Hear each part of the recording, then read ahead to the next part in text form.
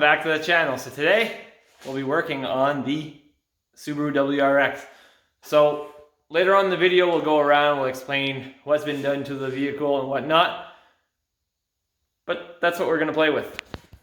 So we got Nick in the background and Justin. But right now we actually started working before we started filming. So let's show you what we're doing. First things first, we actually removed the axles. On the other one we didn't have the locker, so we didn't have this piece. It was actually pretty easy. We only removed this bolt and then the pin comes out and then you can remove the clip. So we had to do the exact same thing on this one in order to remove the pin, just put the axles in to put the locks for the axle. Right now we're just getting ready to finish up with this and everything's tight on this side. So the axles are in. What we're going to end up doing is tomorrow we're going to KABOOM. We're going to pick up some other calipers. Right now we have the stock Mustang calipers, but we want to add another set. Drift e-brake. Nick wants to see if you can actually drift this car.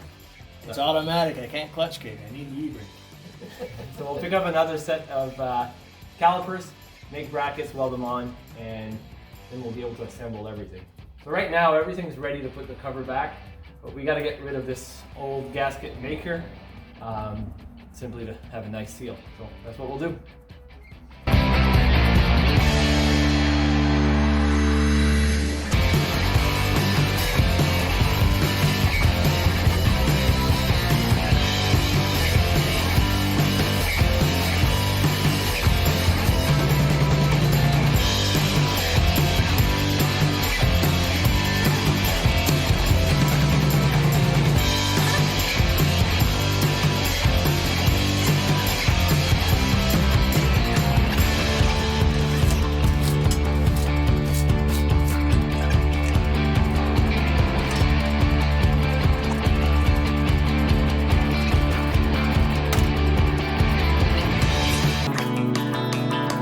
All right, so now let's put some gear oil in there. Pretty easy on this car. Loads of room compared to everything else. Just takes a while.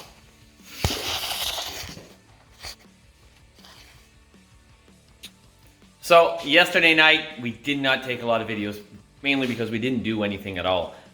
We finished the rear end, so technically the only thing we had to do with the rear end was pull the non-lock differential out and put a locking diff in. So right now, the gears on the car, they suck. Like it's gonna do burnouts probably at 120 kilometers an hour. It's got 410 gears, which with that turbo 350, no good at all. But we will change those. We just did not have a crush washer here and figured once we do it, we might as well change the seal and whatnot. So we'll order that in and then we'll change the gears in a couple weeks time after he's put some miles on it. So what we did yesterday, as you can see, we actually pulled the front bumper off and the front actual bumper and the bumper cover. Reason for that is we're actually going to add a fan to the front end of this because we've got a slim fan on it. It's a really small one and we want to make sure we got proper cooling to make sure that if he stops somewhere and lets it idle a long time that it doesn't overheat. So today what we're doing is we're going to KABOOM. So we'll take a few videos there. We got to go there to get various stuff. One, calipers for the rear, so we want to do for the hydraulic e-brake. And two, we got to get a fan. We're going to try to find something slim there. We're not sure if we're going to find something there or if we'll have to order it in. If we do have to order it in, that means we got to wait because everything's slow to come in right now. And what else do we need at that's pretty much it, what we need at KABOOM. We'll take a few videos. If we find something cool, we'll show it to you. Hopefully we do find the stuff we need today so we can actually get this going. The plans for the afternoon is actually running the new brake lines, making the e-brake work, installing the skid plate that we have for it, because it's removed. That's pretty much it. Not much left to do on the car, and then maybe we'll be able to see a couple burnouts. And then in the meantime, we'll actually tackle this as well. I got to make the windows go up and down. When we changed the harness, it was actually a harness that came in from a vehicle that did not have power windows. So I got to make it work so Justin can have his windows go up and down. Because, you know, if you stop at McDonald's, kind of need your windows to go up and down. So here's the car. And I'll show you around Nick's Subaru right now, real quick. And then when it's on the ground, I can show you the engine and whatnot. So Nick owned this car for, around 7 years, I think. It's been blown quite a few times. He had a few built engines, and nothing ever really lasted. So we decided to tear it apart and go with an LS. So we still have the intercooler from the Subaru. We just left that there since we had it. He's running work wheels. Some nice work wheels.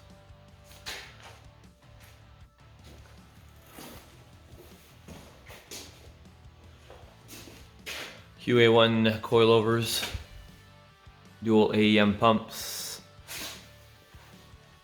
Ford 8.8. And then the inside of the car, which is all sort of junky right now, but you gotta put it back together, glove box, and tie up the wiring, but it's still stock interior. It's got a B&M shifter because it's a turbo 350. 3-speed automatic transmission. So this will change soon-ish. Nick has decided to venture onto the standard side of things. So initially, the reason why we went with automatic is we wanted to make it more of a drag car and whatnot, but he wants to drive it and have some fun, kick the clutch and whatnot. So we're gonna go with a different plan. Once this one either craps out or the engine craps out, we'll see. We're building another block for it as we speak, because right now it's a completely bone stock 5.3 that's in it. We're going to build a block for it, just mild top end build cam, just to make sure that once this one blows, the other one can go in and continue driving. We'll also try to put an AR5 transmission, so the one out of the Colorados. Apparently they hold a good amount of horsepower, so we'll be 5-speed in no time. If I look at it correctly, I think we can still use this drive shaft because the length of the TH50 that we have right now compared to the AR5 with the 4L60 bell housing and the adapter plate, we are pretty much at the same length. So that means that we won't need to have another drive shaft made, in which all our drive shafts are done by A+ drive shafts here in Moncton. So every time I build a car, A+ gets the job. They get the job done quick, and they've done a bunch of them for me. So if you need a drive shaft made, contact A+, Piat at A+.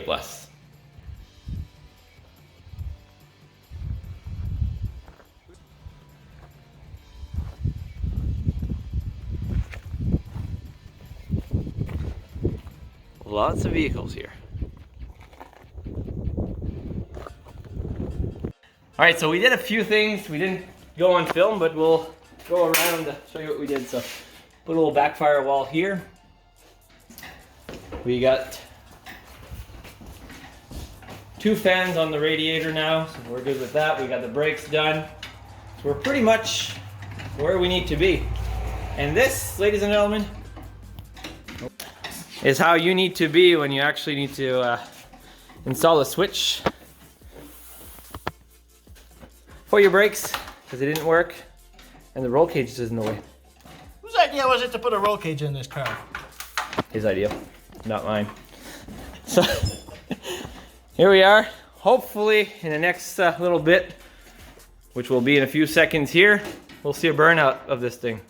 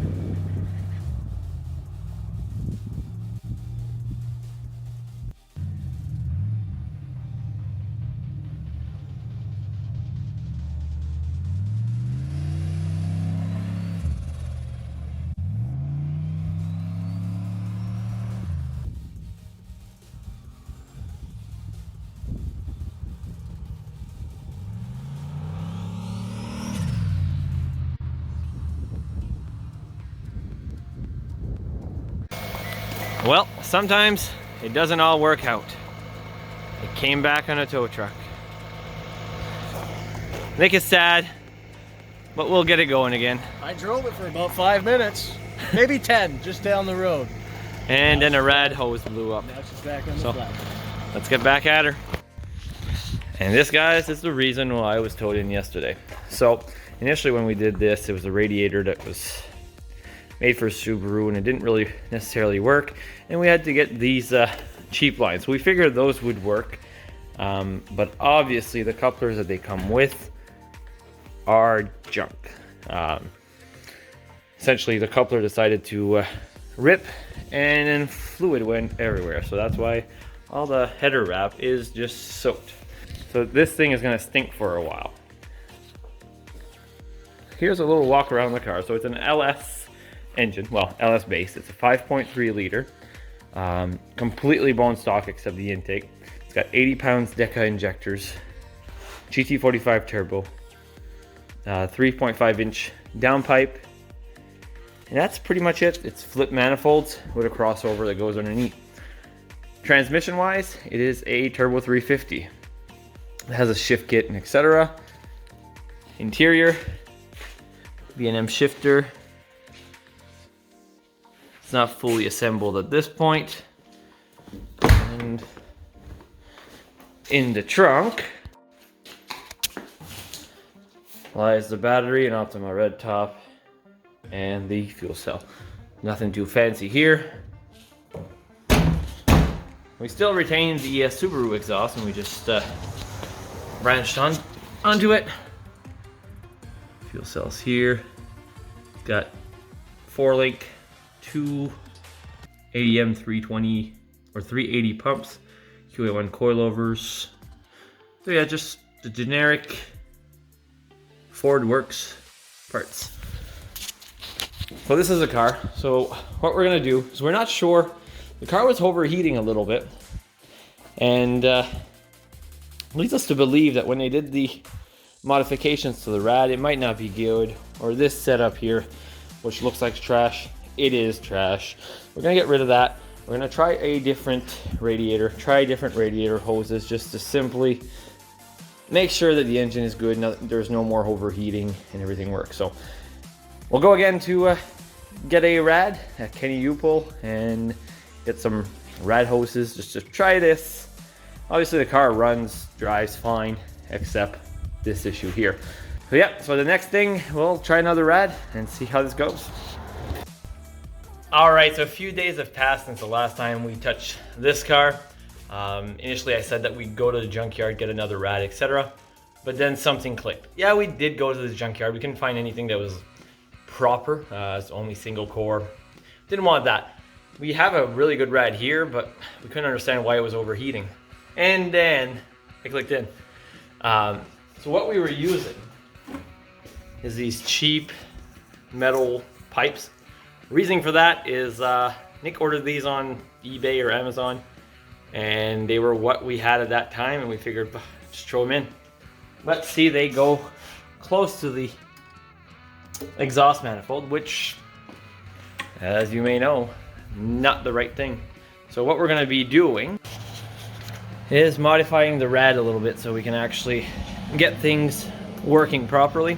So Jeff is going to do this for us this weekend, but for now we got to wait. We'll have an update on this one once it does a burnout. Obviously it's going to be after the weekend, so we're not going to get it on this video, but you'll see an update on the next video. And there's a sneak peek. Oh, that's the other project. Stay tuned. So again, make sure to like, share, subscribe, share it with all your friends. We are gonna have a contest going up soon. We were hoping to get more subscribers, to get to around 500 before we actually do a contest. It's not really picking up as fast as, I don't know. Most of you, like, I'm not saying you might have clicked the subscribe button, but some of you, about 78%, are not even subscribed to this channel. You watch our videos, but you're not subscribed, which that means you're not on our list, so we can't do the contest as quick, but we might be able to do it a little faster. So stay tuned on that one. In the next few episodes, we'll have more updates, But yeah, thanks.